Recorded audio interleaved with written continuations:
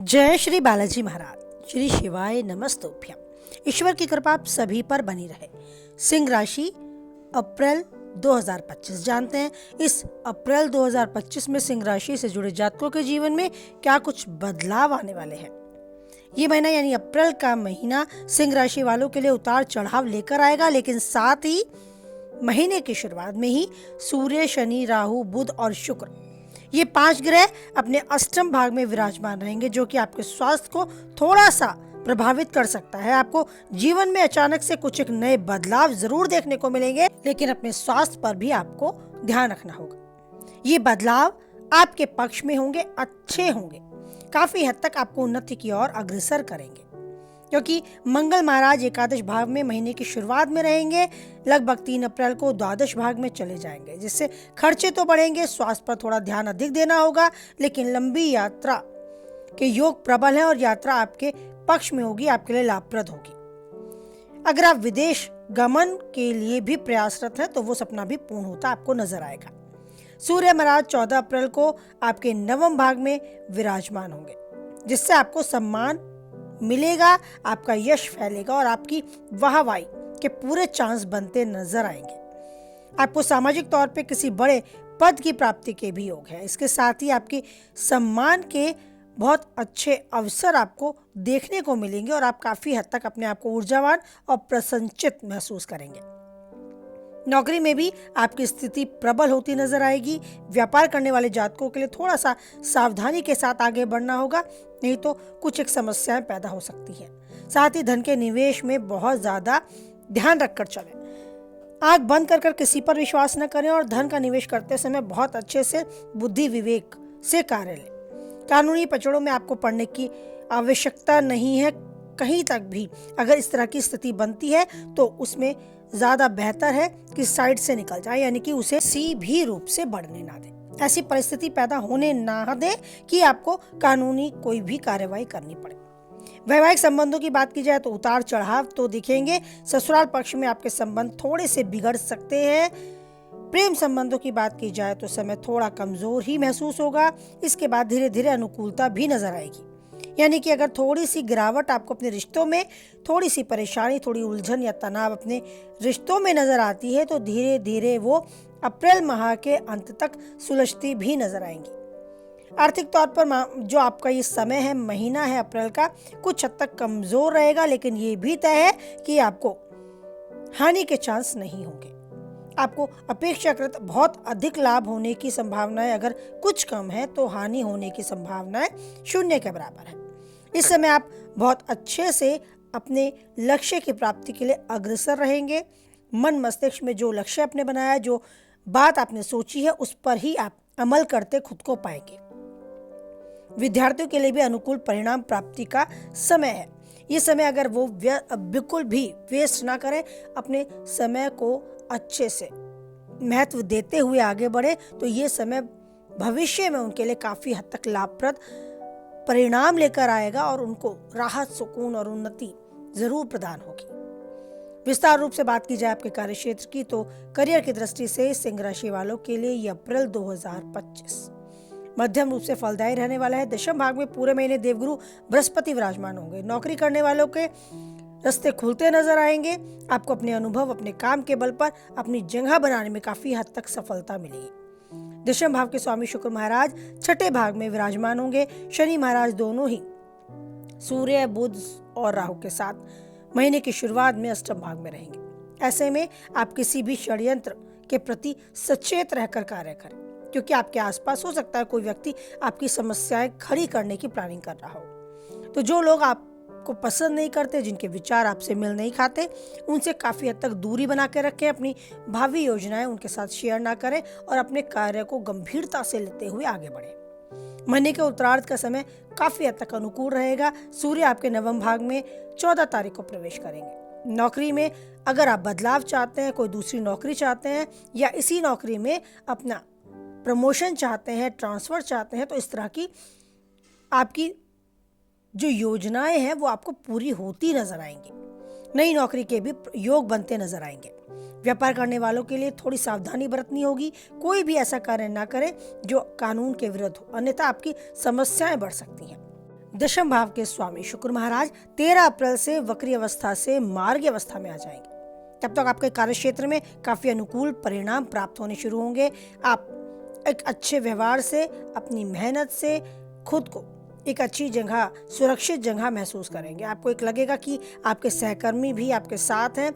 जो पहले थोड़े गलत व्यवहार कर रहे थे वो अब आपको काफी हद तक सहायता करने के लिए खुद से आगे बढ़ने लगे हैं। और अगर कोई अभी तक आपके विपक्ष में था तो वो पक्ष में होता हुआ भी आपको नजर आएगा। बस आपको ये ध्यान रखना है कि आपको खुद से किसी के साथ कोई गलत व्यवहार नहीं करना, क्रोध से बचना है और अपने कार्य पर फोकस करते समय ये भी ध्यान रखना है कि सामने वाले को आपकी कही गई बात या आपकी द्वारा की गई गतिविधियों से नुकसान ना हो।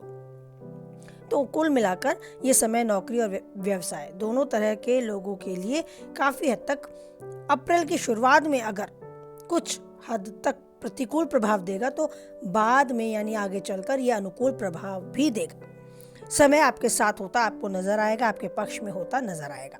स्वास्थ्य के विषय में बात की जाए तो स्वास्थ्य थोड़ा सा कमजोर रहेगा इस अप्रैल 2025 में सिंह राशि वालों के लिए। सर्वप्रथम तो आपकी राशि के स्वामी सूर्य महाराज अष्टम भाग में शनि, राहु, बुध, शुक्र के साथ स्थित है। तो हो सकता है आप थोड़े से गिरावट अपनी शरीर में, अपने स्वास्थ्य में महसूस करें। आरोग्य का कारक ग्रह भी स्वास्थ्य में परेशानी देखने वाली स्थिति पैदा करेगा।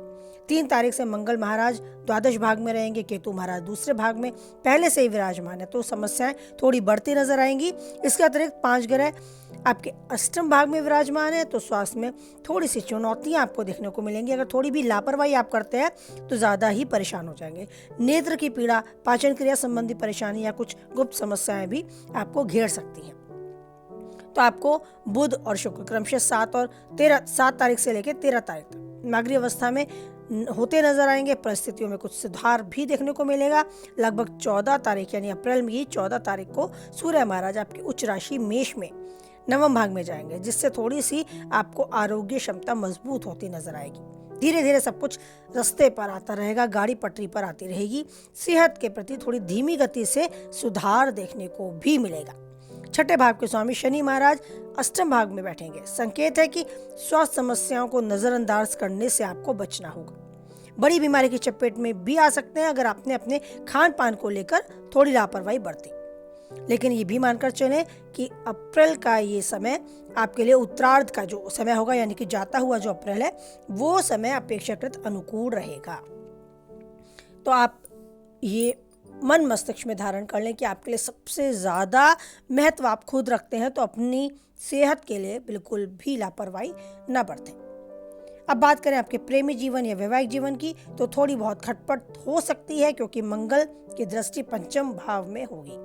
आपके प्रीतम के आपके बीच में थोड़ी सी कहासुनी, थोड़ी सा तनाव, थोड़ी गलतफहमियां पैदा हो सकती हैं। 3 तारीख को मंगल महाराज द्वादश भाग में चले जाएंगे। स्थिति आपके पक्ष में होगी। कुछ जो उलझा हुआ है थोड़ा सुलझेगा। पंचम भाग के स्वामी बृहस्पति महाराज पूरे महीने दशम भाग में विराजमान रहेंगे। इसके अतिरिक्त शनि महाराज की दृष्टि बृहस्पति महाराज और पंचम भाव में दोनों पर पूरे महीने रहेगी। प्रेम संबंधों में थोड़ी सी मजबूती आएगी, रिश्ते अच्छे होते नजर आएंगे। खुद को आप राहत और सुकून भरे पलों में शामिल करने जैसा बनाने में भी सफल पाएंगे। आगे बढ़कर आपको प्रयास करना होगा अपने रिश्तों को संभालने के लिए। अगर आप पहले से विवाहित हैं तो भी ये महीना थोड़ा उतार चढ़ाव भरा है। अष्टम भाव में पंचग्रही योग जीवन साथी और आपके स्वास्थ्य दोनों को ही प्रभावित करने वाला है। वैवाहिक जीवन में थोड़ी सी खटास आ सकती है।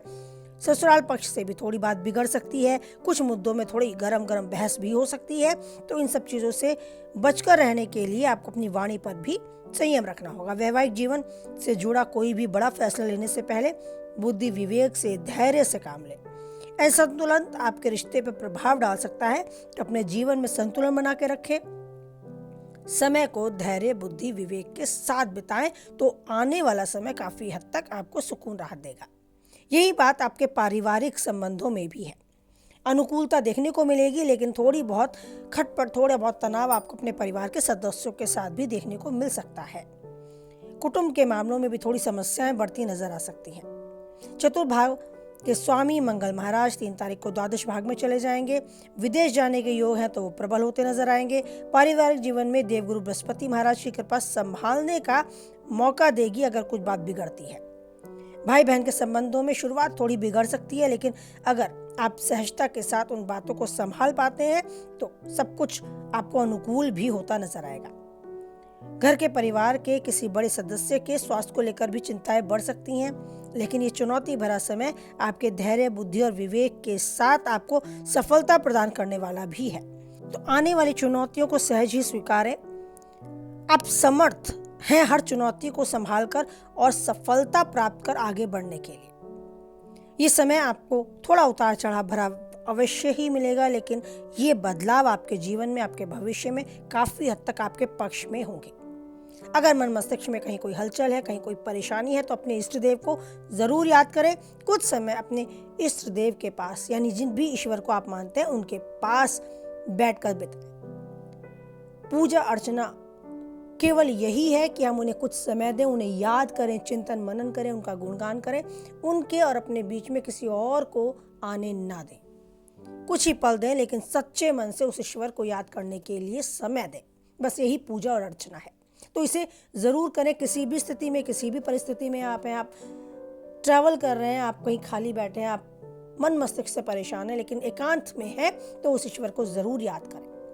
मन के साथ उन्हें अपनी जोड़ लें और इस कनेक्शन को और स्ट्रॉन्ग करते हुए ईश्वर का गुणगान करते रहें, उनका धन्यवाद करते रहें वो सब चीज़ें देने के लिए जो बहुतों से अलग आपको बनाती हैं, जो ईश्वर ने आपको उपहार स्वरूप दी है। तो ईश्वर से आपको बहुत कुछ ऐसा ही मिलता रहे और आप ईश्वर का गुणगान करते रहें, उनका धन्यवाद करते रहें। इसे उम्मीद के साथ वाणी को विराम देते हैं। आप हमेशा खुश रहें, स्वस्थ रहें, मस्त रहें। फिर मिलते हैं नई वीडियो को लेकर। कुछ हद तक इस वीडियो से सहमत रहते हैं तो लाइक करें, किसी के काम की बातें हैं तो उससे जरूर शेयर करें, और चैनल पे पहली बार है, बने रहना चाहते हैं तो चैनल को सब्सक्राइब भी करें। और याद रखें, कोई है या नहीं है, वही एक है जो हमेशा देता है और देता रहेगा हम सबका साथ। ईश्वर साथ देता रहे, यूं ही साथ बना रहे, इसी उम्मीद को दृढ़ करें और बोले हमारे साथ। जय बालाजी महाराज, जय माता दी।